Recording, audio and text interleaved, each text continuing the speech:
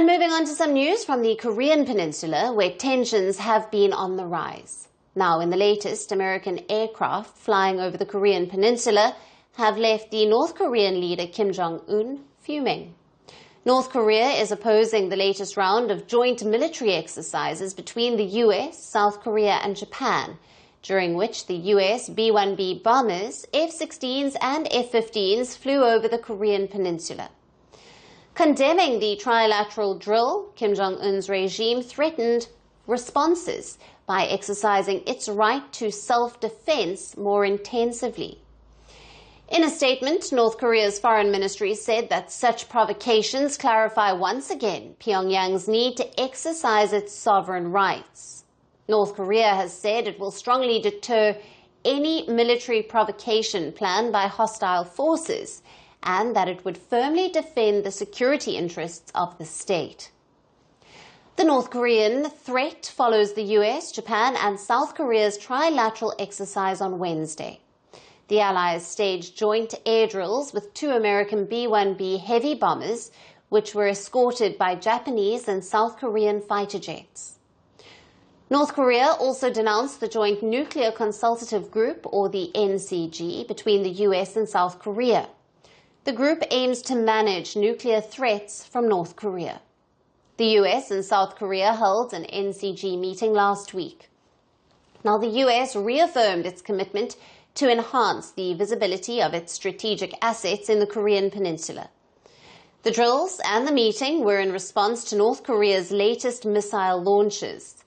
Pyongyang fired short-range ballistic missiles and tested its new hypersonic missile system this month. Experts believe that the latest launches were a message to the incoming administration of President-elect Donald Trump in the United States.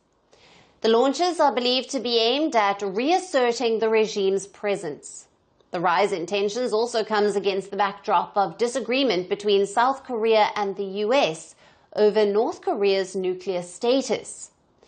Trump's nominee to lead the Pentagon, Pete Hegseth, reportedly called North Korea a nuclear power in a statement submitted to a Senate panel.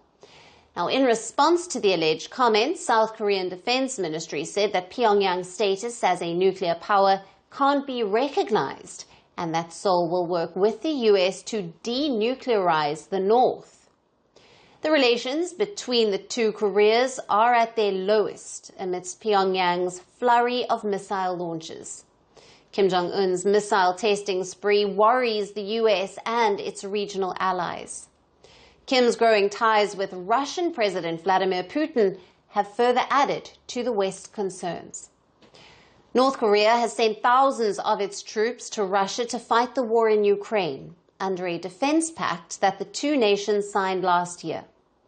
US Secretary of State Antony Blinken was in Seoul earlier this month when North Korean leader Kim Jong Un test-launched a hypersonic missile.